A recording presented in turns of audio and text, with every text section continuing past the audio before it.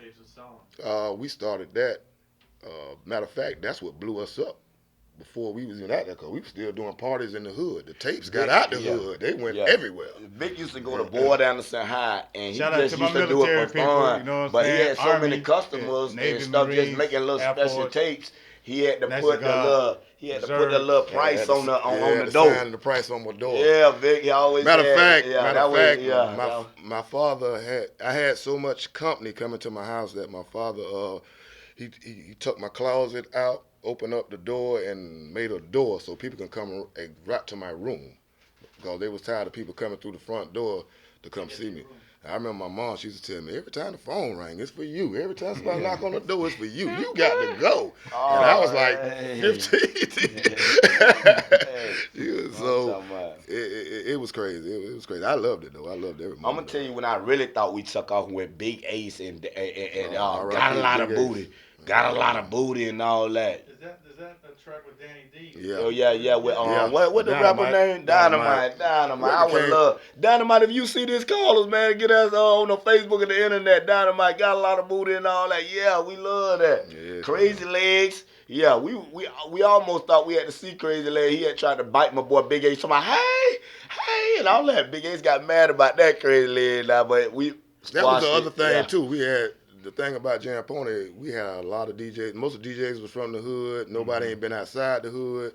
We was doing a lot of parties, and even though we all hung together, everybody kind of had their own style.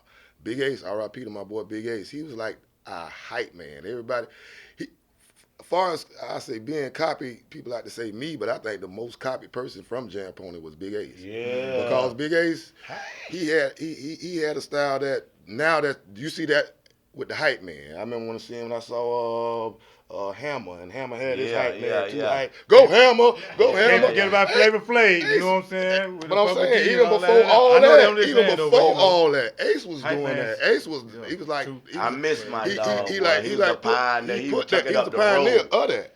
We did. But you know how we do it. It's gonna be Ace was the free first stealing one anyway. that How was we gonna constantly do it? up that road. Yeah. Ace was the one Straight that was oohing. constantly up that road, pushing it out there. Yeah. Like really going to meet people and say, "Oh, Vic, man, they want us up in." Well, it was later. Too. It was later. I remember we was doing our parties. Venice Lopez was the manager for Foresight Records at the time with Billy Hines and his son Adrian Hines, MCADE. And she was managing Gigolo Tony, Shadi, what was them boys, Hardhead, what was all the guys on Foresight Mega Records? John that even came through. Yeah, all those Mega guys. John, And John Venice Lopez came to me and she said, Vic, she said, I'm managing all these guys. I got them going out of town doing shows and stuff like that. And when they talking to the people and everybody asking them where they're from, Foresight Records is in Fort Lauderdale, they would say, we from Fort Lauderdale. And as soon as they say that, they say, y'all know Jam Pony. And she was like, let me manage y'all. I want to do some shows with y'all. Like, do some shows with us. We DJs. Everybody she had signed to her was rappers. So I was like, I remember when JT asked me, said, keep asking, dude, she said, I want y'all to do some shows. And we started doing shows. We started going to these little small towns in mid-Florida, upper Florida, and the Panhandle, and all that stuff like that. And that's when I first saw the effect of the tapes, because I didn't know those tapes was like out there everywhere. People was coming from everywhere to the Oakland Park Flea Market anyway to shop.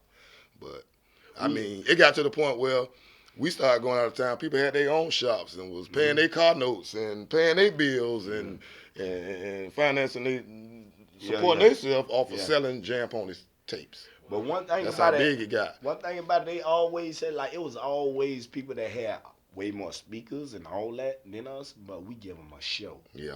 Jazzy J, Vic brother Jeff was star. I always been like it because I was the youngest one. I What get a them star! right, and Jeff around, then Shell, the Gucci crew come on. Go back to the beginning Yeah, when you Big said Ace. that out. This what put us on the map. It was Jam Factory, Battle of the DJs. CM Express was on one side of the gym. They had 32 speakers, 16 on this side, 16 on that side. They had the DJ box set right up under the goal. We was on this side. We had 6 speakers. 2 we bought, 2 we built, and 2 we borrowed. The other DJ was SNS Express and H&X Express. I think one had 24 SNS stack. had that funk though. They had 24 pack, and the other DJ had 16 pack. We sitting there with a 6 pack. Like I say, and I was just looking. I think it was me, Mr. MB, and Diamond Dick then. Yeah, yo, And, Terry. I'm looking for the guys, and they sitting in the bleachers with the crowd. I'm stuck out there by myself because everybody, we all ashamed because like, damn, we ain't got shit out here. I said, I know what to do. I remember exactly what I came on with. I came on with that sequence. That old sequence Sugar Hill record. We bad, we know it. We got the stuff to show it. Right. So get on up. That record there, I mixed it with that Crash Crew.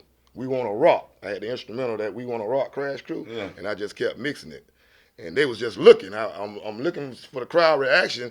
No one was dancing. So, man, looking around, I said, ain't nobody dancing. So I started scratching. I started doing my little rap, and everybody just started gathering around the DJ box. They were just watching us. And I think Cookie from EDR, she was one of the judges. Dr. J, RBD, was RBD then, Dr. J? Yeah. He was one of the judges. Rock was a judge, and somebody else was a judge. As far as the judges, we came in first. But with the crowd, CM came in first. So we came in second place. And like I say, we only had 6 speakers, so that kind of put us on the map.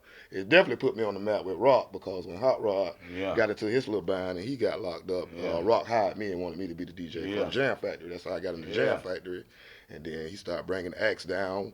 Run DMC when they first came out. WRBD. I hear like that big commercial. WRBD. Big shouts out to WRBD. If you really from Lauderdale, you know that WRBD. He had me out there making commercials, and it was on from there. And like I say, the tapes was the biggest part of it, though. Cotam Stereo and Oakland Park Flea Market. Shouts out to Cotam. Really we just put got us off on the YouTube map. with Cotam. We just got off the YouTube put us on with the map Cotam. because everybody that knew us from out of town knew us through those tapes.